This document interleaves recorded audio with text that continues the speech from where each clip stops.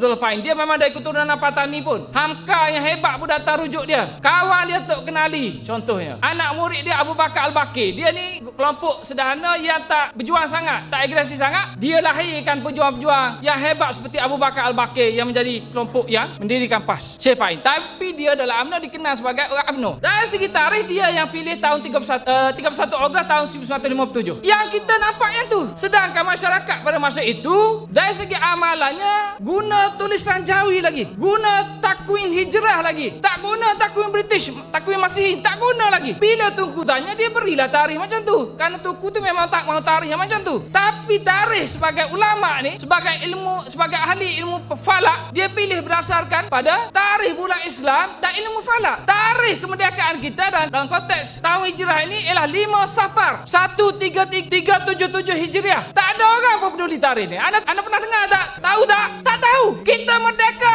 tarikh pun tarikh British. Betapa teruknya kemerdekaan ini. Semuanya British. British yang tetapkan, British yang beri syarat, kena terima orang tu, kena terima orang ni, kena beri hak itu, beri hak ini. Tarikh ini pun ditentukan ikut acuan tarikh British. Tunku ni seorang yang agak ke-Britishan, sesuai dengan dia. Tapi ini tarikh yang ditentukan ulama. Bulan Safar itu penuh dengan peristiwa sejarah. Perhijrahan Nabi dari kota Mekah ke kota Madinah, perkahwinan Nabi Rasulullah dengan Siti Khadijah, perang, macam-macam jenis perang pada masa itu yang kita ingat. Bulan Safar ni bulan Maja, bulan Sial, kan? Bulan ini bulan mulia, penuh dengan kisah perang. Orang Islam banyak sahabat terbunuh. Salah satu perang yang hebat adalah perang Khaybar. Perang Khaybar ni kita patut tahu pada hari ini. Perang ini adalah perang orang Islam menentang Yahudi. Hari ini berlaku sama. Penting pada bulan Safar. Bila sambut merdeka bulan Safar, ingat di sana, ingat di sini sama. Bulan Safar itu dalam perang Khaybar, umat Islam seramai 1,600 orang